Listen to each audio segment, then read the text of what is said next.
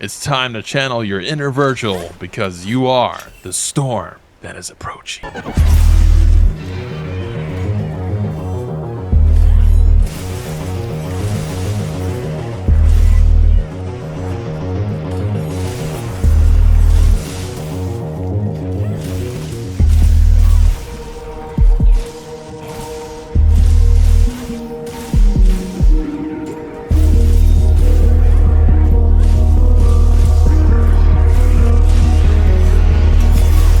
Now, I need to pretense this by saying what I'm going to show you are the best sets for nearly all elemental weapons. Longsword, dual blades, charge blade, doesn't matter.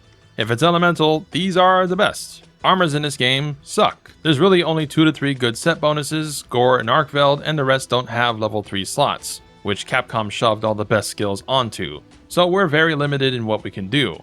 And they shoved a lot of the useful skills that would make some weapons viable onto weapons, like handicraft and sharpness stuff. So nearly all the raw options are dead because of that, and are held back by their stupid 3-to-1 slots compared to Ardian's 3 level 3s. And also because the fact that we don't have non-elemental boost gem in this game. So let's not waste time. Best Crimson build first, Bagoosh, Kamu, 100% crit. If you watch my Longsword Master Guide, I discovered / promoted Crimson / Spam, and well, the strongest armor skills in the game go hand in hand with that, and the numbers are impressive. The armor is G Ebony, Arc, G Ebony, Arc, and G Arc, BB, BB, BBoo. No alphas here.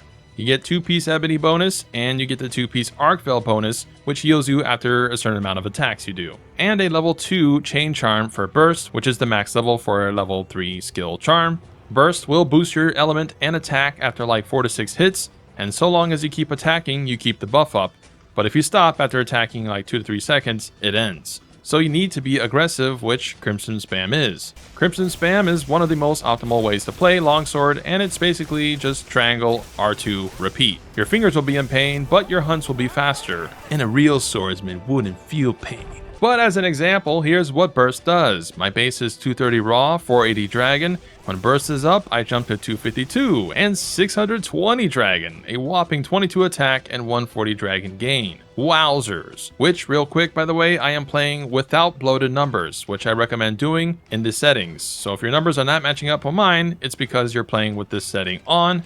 Turn it off. Here are the decos: 3 mighty, 3 quick sheave, and 1 tender, with a flex level 1 for either adapt or divine blessing, adapt making it so you don't get affected by the cold and hot places, and an extra level 2 slot, which you can go with peak performance or part breaker for more wound damage. Peak performance goes nicely with Arcveld's healing over time effect, so it's not bad, but it's up to you.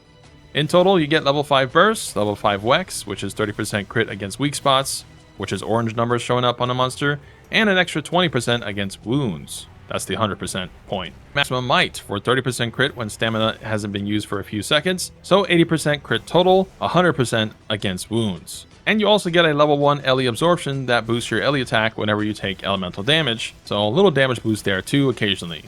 And that is your setup for every longsword you're going to use. So all you do is swap the longsword, no other changes. Now for weapons. Unfortunately, after further testing, Ardians are still the best. Normal elemental weapons can't compete, and raw definitely can't compete. They can get similar damage in a training dummy, but they will have 20% less crit.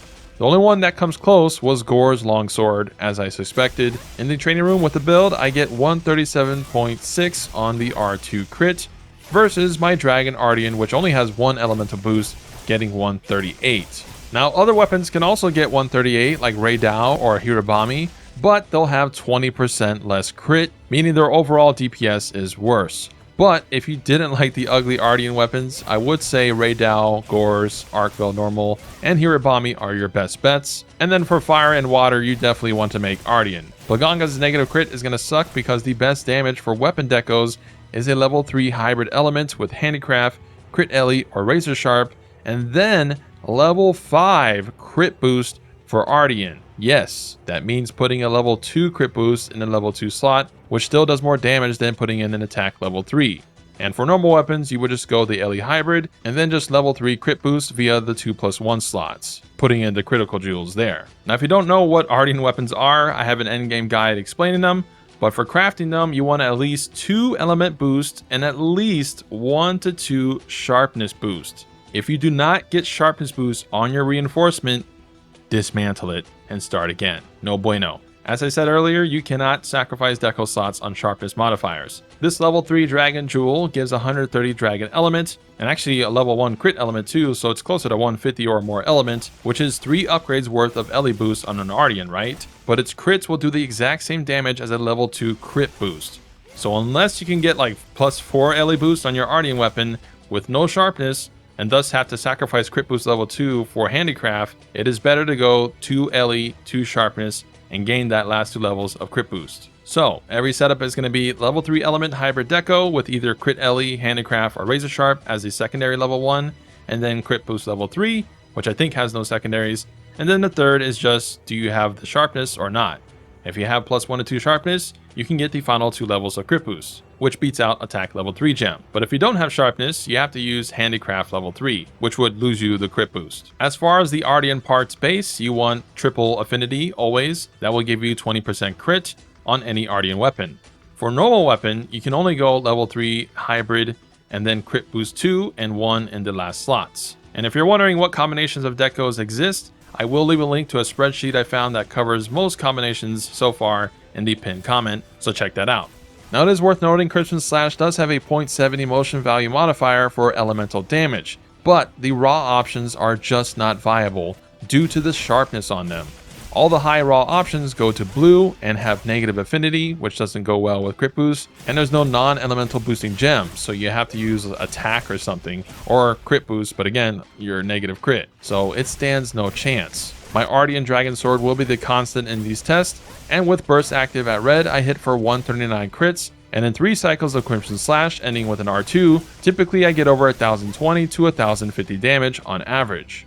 These other 2 will have conditions, but are more general playstyle based than burst, so second build is called No, and yes, this is a frontier pun, because it's an agitated build. It is Jin A, Arc B, G Ebony B, Arc B, and Jin B legs. Losing burst for agitator level 5. Actually, I do still keep 1 burst, but in general this will have 15% more crit, and you also get some attack, but the monster has to be angry to benefit from that. But when I make the monster angry, here are the numbers. While the damage numbers are lower on crits, only 136 R2s, it's got more overall DPS over a 3 cycle period, since it's got more stable crit going to 65% crit before even Wex, so 95% crit with everything up, even against non-wounds. Really nice. And since we're not relying on burst as much, Helmbreaker and the EI playstyle is more viable here, since if you're waiting in EI stance, your burst would probably fall off on the counter for the other build. This one is also better if you plan to use Lalabarina's Parasword, my baby, or even a Blast Ardian Sword, since burst isn't doing much there for you. However, if you do want to do that, I would replace the gloves with the Guardian Rathalos gloves and replace the level 3 slot in the chest for 1 Adrenaline Rush, give you a bigger attack boost on counter with Foresight. And the final third build option, Shigaru, is both worse and better at the same time, which is G Ebony B, Gore Mail, AAA, Gore Gloves B, Gore Panties A, and Gore High Heels B, getting the 4-piece Gore bonus. I have tried a 2-piece version, but this was better due to having Gore's 4-piece bonus, giving you a big attack buff after you overcome Frenzy. So his set bonus inflicts you with Frenzy when you first encounter a monster, then after attacking X number of times, or maybe it's damage based, you will overcome Frenzy, giving you the big attack buff and activating things like Coalescence for more LA damage and Antivirus, which increases your crit by 15%. And these buffs will last about a minute before having to restart again. So like the agitated build, there's kind of a drop off period, and the average DPS of this is lower due to having less crit chance than the others. Now I am using a level 2 charm, but you could opt for a max might charm for 20% affinity. I didn't have time to put out this video, but obviously that has the downside of needing to not use stamina, whereas with Wex, you're at least getting the 10 to 15%. Alternatively, you can go Adrenaline Rush, since this build has the most damage when we use Corrupted Mantle, which gives you crit chance, averaging above 1300 damage whereas the previous two builds only reached nearly 1300. Again, the same dragon longsword as the constant in these tests. Don't take these numbers as something that you're going to be able to do. It depends on your arty weapon. This setup is overall better for dual blades and bow since it comes with evade extender and constitution as extra. So those are the 3 best build setups in the game, and all builds will use the exact same weapons. So I'll rewind and watch the Artian section to know what weapons to build. As far as progressing to this point, because this is super duper late endgame obviously, go for this setup here, getting 3 to 5 Wex, 3 to 5 Burst, depending if you go a Wex or Burst Talisman, and then put Max Might in the level 2 slots, and put in Quick Sheave level 3, and fill the rest with whatever. And use that until you get one of these builds. So, hope you guys enjoy the video and tips, but let me know your thoughts on the weapon, armor, and Artian system. Is it fine right now, or should they change stuff? I vote for adding guard skills and sharpness skills to armor, and at least grinder, man. But that's just me. Let me know. Have a good day. Good luck on your Artian crafts, and subscribe and slice that notification bell for more Wilds epicness.